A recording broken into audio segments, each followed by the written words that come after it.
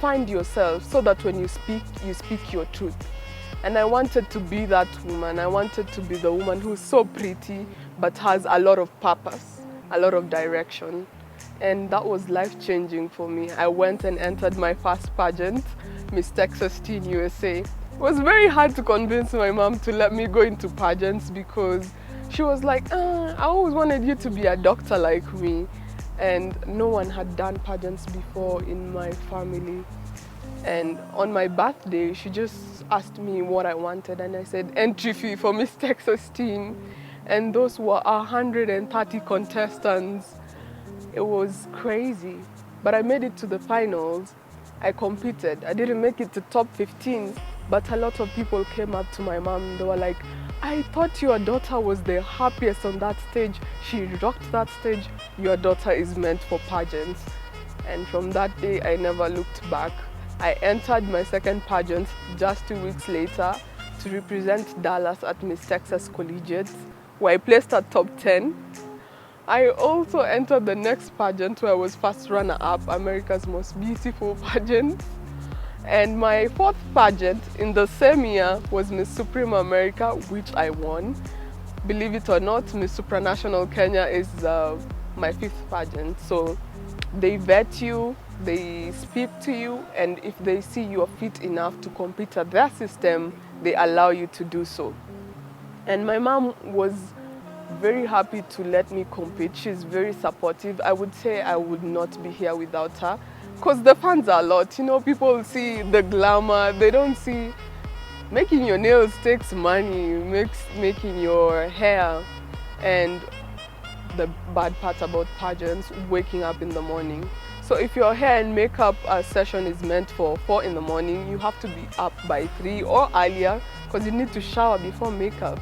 And you need to talk to people with dignity. And it has to be sincere because people can tell when you're not being sincere. And for you to learn, it comes with time, a lot of patience and passion. I think if I didn't love pageants, I would have given up because I'm the kind of person, if it doesn't work, it doesn't work, next thing. But I stuck with pageants because they've made me who I am today. The way I speak, the way I walk, it's different now. And I would say I'm proud of who I am now. So my From the Ground Up project, or rather platform as we call it in pageants, is called Women Without Limits. The reason I started this is because I struggled with a lot of self-worth and self-doubt problems. And I think it's not nice for a girl to struggle with such things because we are all beautiful in our own times. And I think the thing that caused me to have this so much is because I have a fear of the future, as I mentioned earlier. I want to be successful in the future, but that gave me a lot of pressure. But I know that we are all different and our journeys are different, and I wanted for both young girls and women and children to understand that God has made everything beautiful in its time. God has made everything amazing. And if anything is meant for you, it will come for you. I think one of my other problems was I was losing things that I wanted. I wasn't getting what I wanted, what I put my heart into, and that broke my heart. And not living far from my mom was a bit of a challenge. And so that's what led me to start Women Without Limits. I wanted people to feel worthy. I wanted people to take it easy because life is taken one step at a time.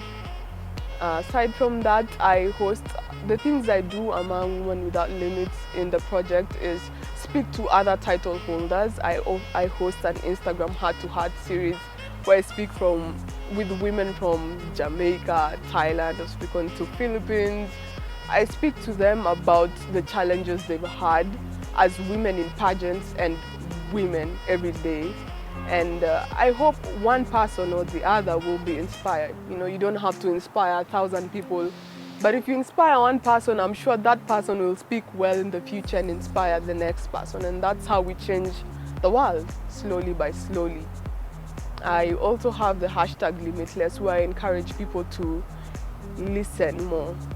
You know, we talk so much, and in a world where everything is fast-paced, everybody wants to be heard, it's important to slow down listen to someone. And I have that challenge as well myself, but nowadays I am more intentional with my words, I'm more intentional with my time, and I try to listen more.